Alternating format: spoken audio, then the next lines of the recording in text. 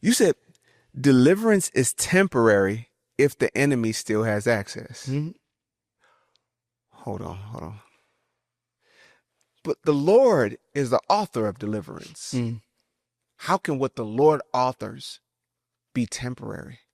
Yeah. Yeah. Ask the Israelites. You know, just because you were delivered doesn't mean you conquered anything. You know, Moses was delivered, Joshua was a conqueror. And many of us are excited because we made it out of something. The devil don't care about you making it out. He cares about you making it in. But making it in, you got to be qualified. It's why only 2 out of 2 million made it in from that generation. Right? So to be delivered is just, that's the beginning. It's the beginning. Before it to be sustained, you have to have a life of worship. And where there's no worship, you're wandering. And people wonder why they wander, but you'll wander whenever you don't have a life of worship, not a song of worship. Because worship is not a song. Genesis 22 is the first time the word love and the first time the word worship are mentioned in the Bible, right? The law first mentioned. So it's first mentioned in the context where God tells Abraham, take your son, your only son, whom you love, and sacrifice him as a burnt offering, right? And then the Bible says Abraham gets to the foot of the mountain. He turns to the guys and said, me and the lad are going up yonder to worship. We'll be back. There was no music. There was no musicians. Come on. There was no praise team. There were no lights. There were no fog. There's no sound system. So worship is not your favorite Maverick City song. Worship is obedience to God. It's not even sacrifice. It's obedience. That's why the Bible says obedience is better than sacrifice. And I always thought that when he said, I'm going to worship, that when he laid Isaac down, that was worship. That wasn't worship. Worship was when he took the first step up the mountain. Worship is obedience. Worship is obedience. And if you don't live an obedient life, this is Paul. Paul says, present your body as a living sacrifice, holy and acceptable to God, which is your reasonable act of worship.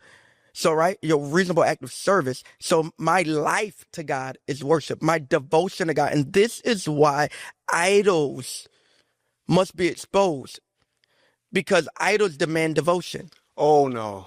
Right? Idols are carried, high places are built, but all high places need an altar. Because altars expose allegiance. And this is the place. This is the place where we choose what we're going to be devoted to. This is the place where we choose our allegiance. This is the place where we choose our commitment. Right? So that's why this matters. That's why it matters to God. That's why he talks so much about idols. It's not that God is threatened by idols. God, come on, man. God's not in a fight with the devil. Come on, man. Like, that's insulting to God. He created Lucifer. God's not in a fight with the devil. You're in a fight with the devil. God's not in a fight with the devil. It's beneath him. The reason why God is so serious about idols is not because he's insecure, it's because he's holy. And God understands he's too much. God is too much to be shared. Oh, my goodness. Solomon said, man, the highest heavens, that's what he told him in the prayer when he dedicated the temple. He said, man, how in the world are you going to dwell in a temple made by man's hands? He said, even the highest heavens can't contain you. If Solomon had enough, this is the wisest man who ever lived, if he had enough revelation to understand that heaven cannot contain him, what makes us think that a divided heart can? This is why God is jealous. His jealousy is not based off his insecurity. It's because he's the architect of our soul. He knows that you have limited capacity. His space can't be shared. It can't be shared. It's all of him or nothing. This is why it matters. You know? So, yeah, that's why, man. Yeah, deliverance. You know, you could come out, but I don't mean you're going in. And that's the battle. This is when you hear my passion and preaching, this is what I'm preaching about, man. I'm not like, I want to be careful with this because I know we're in a game of eternity, and I know it matters, people getting saved, but I don't believe the devil care about hands going up, man. I really don't think that makes hell nervous. I think when we do our call to salvation, thank God 2,400 people got saved. I think that was like, whatever. He's not afraid of hands going up for salvation. He's afraid of feet going out of commission. And our people aren't equipped enough to step out in assignment. You know? So the war is not even just about eternity, where we spend eternity. The war is about optimization. Are you sold out to God enough to be used by God the way that he requires? Like, are you making good? It's the parable of the talents. Like, are you bringing a return on God's investment? That's what you're gonna have to get answered for. You know, I want to hear him say, "Well done." That's my scoreboard.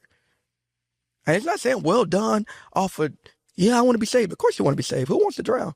He's saying, "Well done," off of my submission to his lordship and me being optimized on what he called me to. And you will not, and that's revival, but you won't be optimized with the winds of revival where you are tolerating, entertaining, compromise. It won't happen, man. It won't happen. It won't happen. I don't care how anointed you think you are. You haven't even touched.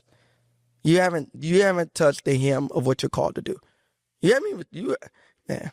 You haven't scratched the surface of it. If you're living in compromise, and the devil knows it.